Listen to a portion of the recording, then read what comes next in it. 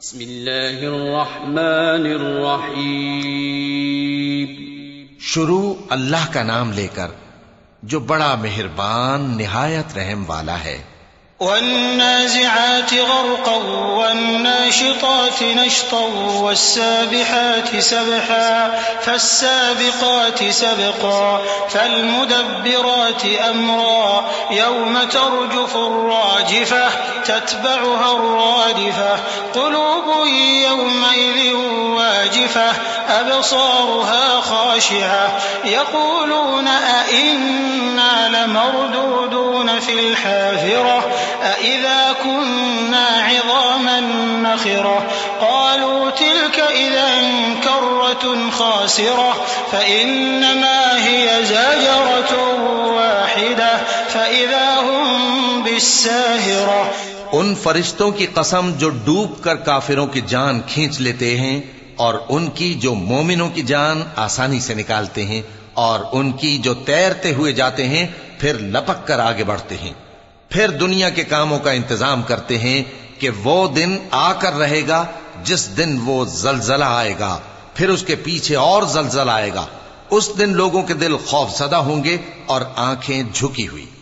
کافر کہتے ہیں کیا ہم الٹے پاؤں پھر لوٹیں گے؟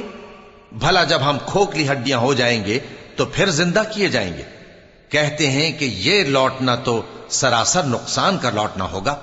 تو بس وہ ایک ڈانٹ ہوگی، اس وقت وہ سب میدان حشر میں آ جمع ہوں گے۔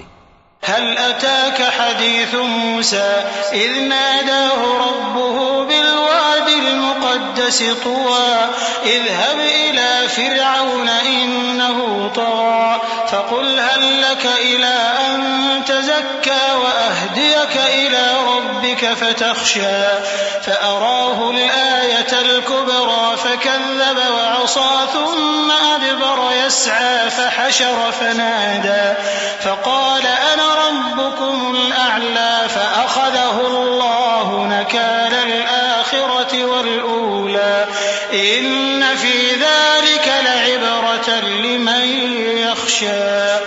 بھلا تم کو موسیٰ کی حکایت پہنچی ہے جب ان کے پروردگار نے ان کو پاک میدان یعنی طویٰ میں پکارا اور حکم دیا کہ فرعون کے پاس جاؤ کہ وہ سرکش ہو رہا ہے، پھر اس سے کہو کہ کیا تو چاہتا ہے کہ پاک ہو جائے اور میں تجھے تیرے پروردگار کا رستہ بتاؤں تاکہ تجھ کو خوف پیدا ہو؟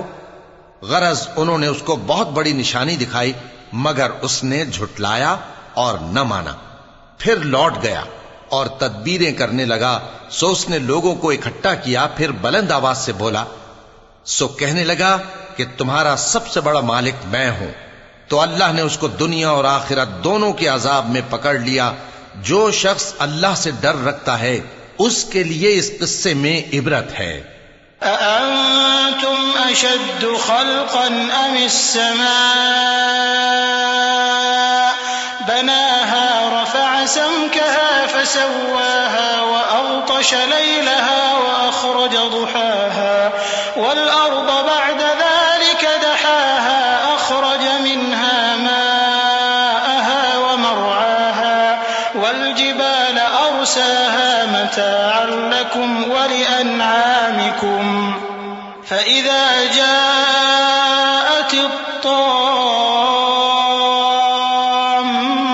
الكبرى يوم يتذكر الإنسان ما سعى وبرزت الجحيم لمن يرى فأما من طغى وآثر الحياة الدنيا فإن الجحيم هي المأوى۔ بھلا تمہارا بنانا مشکل ہے یا آسمان کا؟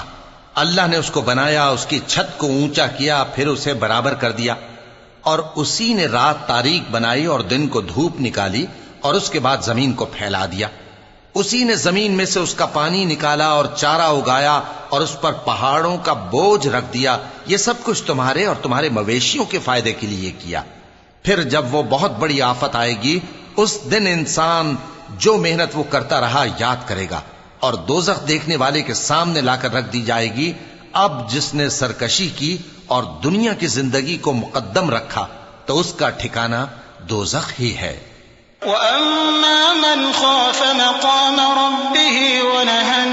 النفس عن الهوى فإن الجنة هي المأوى يسألونك عن الساعة أيان مرساها فيم أنت من ذكراها إلى ربك منتهاها إنما أنت منذر من يخشاها كأنهم يوم يرونها لم يلبثوا إلا عشية أو ضحاها.